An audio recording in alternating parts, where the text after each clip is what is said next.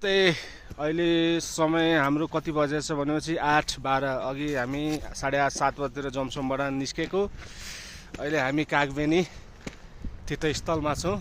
कालीगण्डकीको खोज भनेपछि स्रोत यही हो कालीगण्डकीको।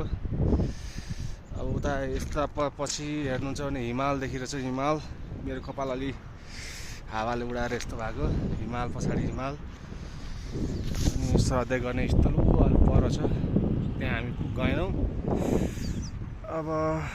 अब फर्स्ट टाइम भनेपछि शालिग्राम ढुङ्गा यतैतिरबाट उत्पत्ति हुन्छन्, खोज्दा भेट्छ कि।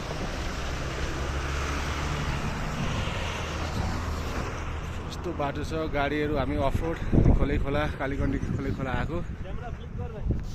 मेरो साथी पनि बोल्ने रे होइन, फ्लिप गर्न मिल्दैन। कसरी मिल्दैन रहेछ, फोन गर्नुपर्छ। अब तपाईँलाई भाग्यले जोडिएछ भने एउटा शालिग्राम खोज्न जान लाग्यो हामी। भेटिन्छ कि ल त गाइज, आउनुहोस् हामी मसँगै शालिग्राम खोजौँ। ओर्लिने पो कस्तो छ, यस्तो छ कि बाटो तार छ, बिस्तार बिस्तार ओर्ल्यौँ। मेरो ट्रेकिङ ब्याग चाहिँ मैसँग छ, तारमा बिस्तार बिस्तारै लाउनुहोस्। गाइज अब हामी शालिग्रामको खोजमा कालीगण्डकी। यहाँ श्राद्धि गरे पनि यदि पितृहरूले मोक्ष पाउँछन् भन्ने पनि सुनेको छु। ढुङ्गाहरू चाहिँ काले काले छ। तपाईँले म ढुङ्गाको स्याम्पल देखाइदिन्छु। ढुङ्गा यस्तो छ कालो। बालुवा पनि यस्तो कालो। आउनुहोस्।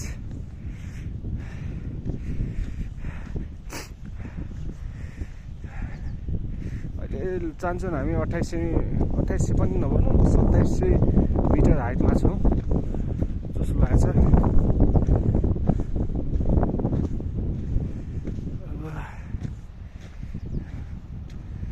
यसपछि अब हामी सिधै अब मुक्तिनाथको दर्शन गर्न जान्छौँ।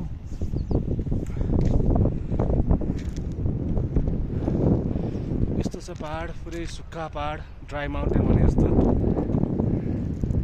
पछाडि हिमालको काखमा अवस्थित यो सुन्दर ठाउँ, ब्युटिफुल।